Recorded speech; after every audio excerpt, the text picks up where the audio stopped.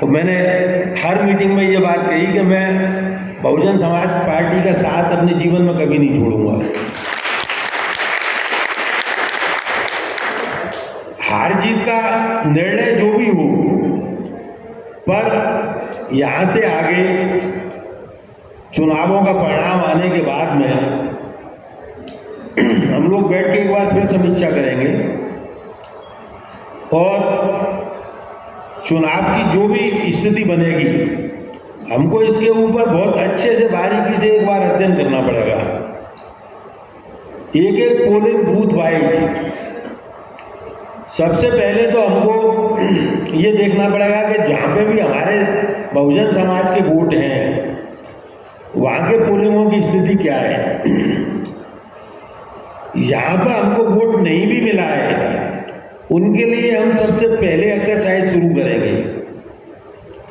हमारा ध्येय ये होगा कि किन्हीं भी कारणों से बहुजन समाज के लोग यदि किसी अन्य पार्टी में गए हैं तो उस क्षेत्र को हम मजबूती से उसमें काम करके और उन लोगों को भविष्य में वापस उस स्थिति में लेके आएंगे कि वो किसी के भी बहकावे में आकर के किसी अन्य पार्टी को अपना भविष्य में वोट नहीं दें।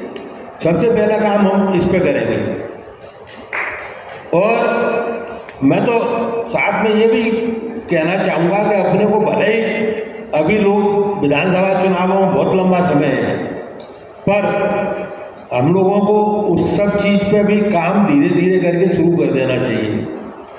यहाँ पे अपन को प्रत्याशी चिन्हित करने हैं, उनको ये कह देना चाहिए कि अभी से अपने फील्ड में काम करना शुरू करें और इतनी मजबूती के साथ काम करें कि चुनाव के टाइम में फिर हमको जो पीछे मुड़ के नहीं देखना पड़े।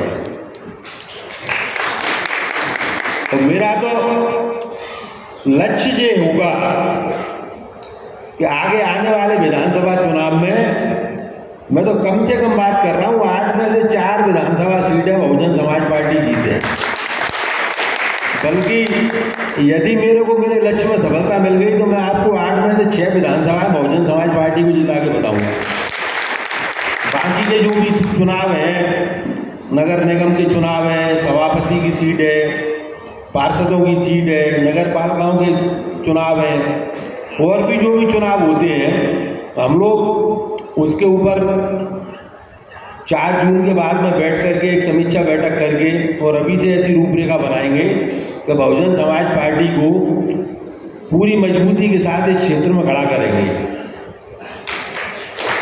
और मेरा दूसरा जो लक्ष्य होगा मैं बहुत स्पष्ट कर रहा हूँ कि एक्चुअल में बहुजन समाज को जरूरत है, खासतौर से सबसे पहले शिक्षा के क्षेत्र में, उसके बाद में स्वास्थ्य के क्षेत्र में और उसके बाद में रोजगार के क्षेत्र में।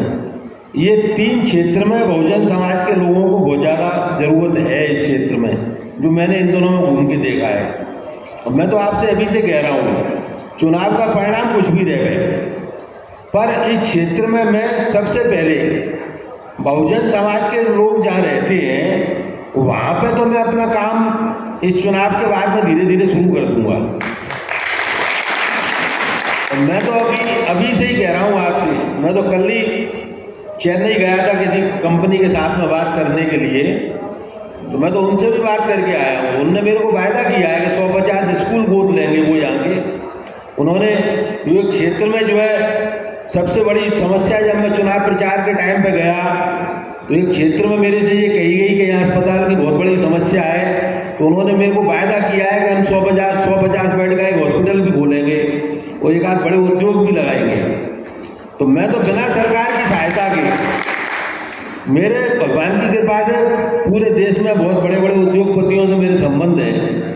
मैं अभी से अपना प्रयास करूंगा और इस क्षेत्र के इन 3 चीज़ों के अंदर तो मैं काम करूंगा। एक तो शिक्षा, दूसरा स्वास्थ्य और तीसरा रोजगार। इस क्षेत्र में मैं काम करूंगा और आगे आने वाले समय में पार्टी को मजबूती प्रदान करना है, बहुजन समाज का वोट कहीं नहीं जाएगा इस बात पर पूरा फोकस करना है। और इसके बाद में जो मैंने आपको बताया 3 क्षेत्र में मैं अपने तरीके से काम करूंगा और मेरा तो ध्येय ये भी रहेगा कि जो लोग बहुजन समाज से चुनाव लड़ना चाहते हैं, वो सक्षम हैं, तो वो अपने अपने क्षेत्र में हमारे साथ कंधा से कंधा मिला के अभी से काम करना शुरू करें।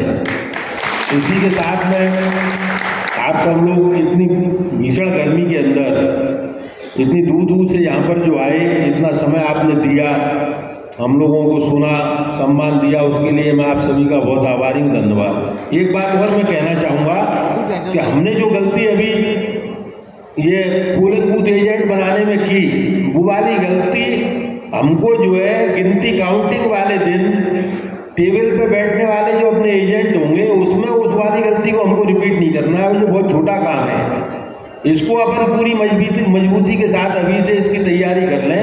और बल्कि मैं तो ये चाहता हूँ कि पोलिंग बूथ मतलब उस पर काउंटिंग टेबल पे जब आदमी बैठे उससे पहले अपन उन सब लोगों की एक बार प्रशिक्षण देने की भी व्यवस्था 2 दिन की कहीं ना कहीं रखें। इसी के साथ आप सभी का बहुत बहुत धन्यवाद। धन्यवाद आदरणीय गर्ग साहब। मैं इसी क्रम में बुलाना चाहूँगा, उनसे पहले आप सभी मेरे नारों में सहयोग करेंगे। बहुजन